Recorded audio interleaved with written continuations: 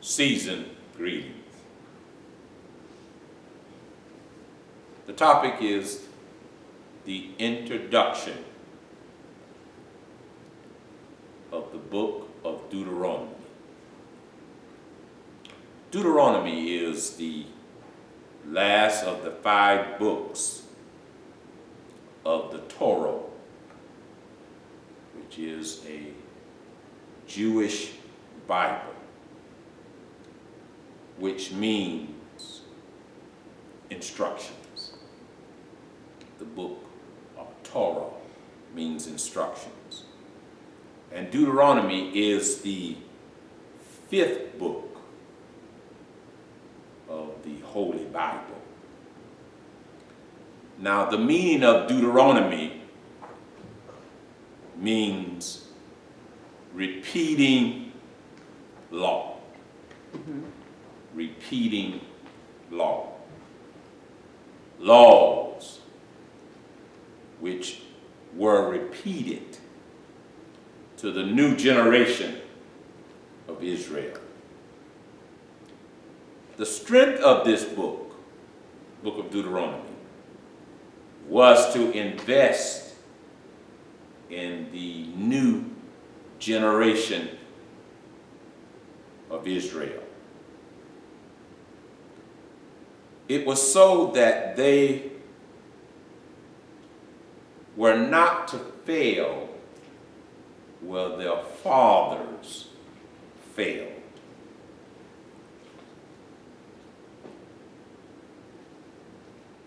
For the first law was given unto their fathers at Mount Sinai. It was given to the generation who had experienced the Exodus from Egypt. But Deuteronomy, another meaning, second law, was delivered 40 years later to their children, who survived the 40 years journey around the mountain. Now, the author of the book of Deuteronomy, traditionally is viewed by many religious and Jewish and Christian scholars as the prophet Moses. But many of the learned society argue that Moses could not have written or have been the author. Let's listen to chapter 1, verse 1 of the book of Deuteronomy. These be the words which Moses spake unto all Israel on this side Jordan, in the wilderness, in the plain over against the Red Sea, between Paran and Top Hill and Lebanon and Hazerthoth and Dazahab. These are the words from Moses' lips. So the book is attributed to Moses. We will be learning how this prophet rehearsed to the new generation the history of their people, their experience with their God, and God's experience with them, and how this prophet, Moses, revealed to this new generation the God vision. The God vision that he had for them in the land of Canaan. Also, in the book of Deuteronomy is interchangeable words called laws and covenants. And they were given to this new generation for them to hear. Not to hear and go throughout the ear, but to hear, to respond to their God. These laws, these covenants were given for them to love, not to have woozy feelings, but be devoted to their God. The God vision for this new generation in the land of Canaan, these laws, these covenants, were not to restrain or control their lives, but to make them people who were unique, the one and only. It was to make them a kingdom of priests before the 7 nations that remained in the land of Canaan. Being a prophet, Moses made it bitter and sweet for him. For him to refresh, prophesy.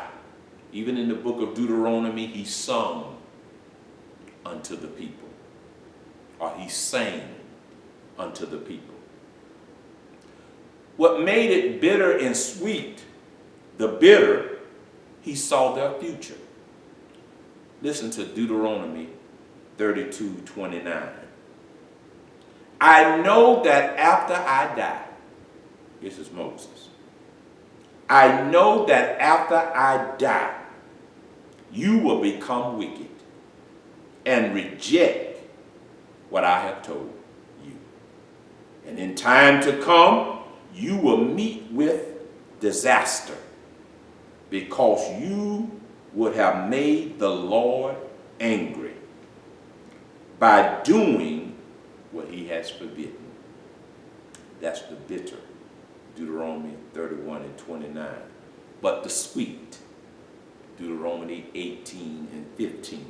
But Moses declared, the Lord your God will raise up for you a prophet, Jesus the Christ, like me, from among you.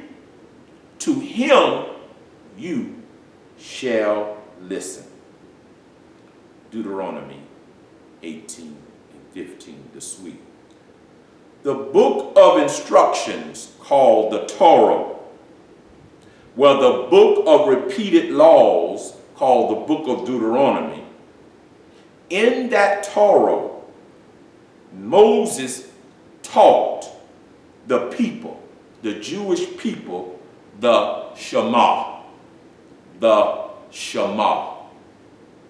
which is a prayer that serves as a centerpiece of the morning and evening prayer service for the Jews. This is what he taught. Listen, Israel, the Lord is our God, the Lord alone, and you shall love the Lord your God with all your heart, with all your soul, and with all your might. Amen. Class, as we come down to the end of this introduction, let us listen.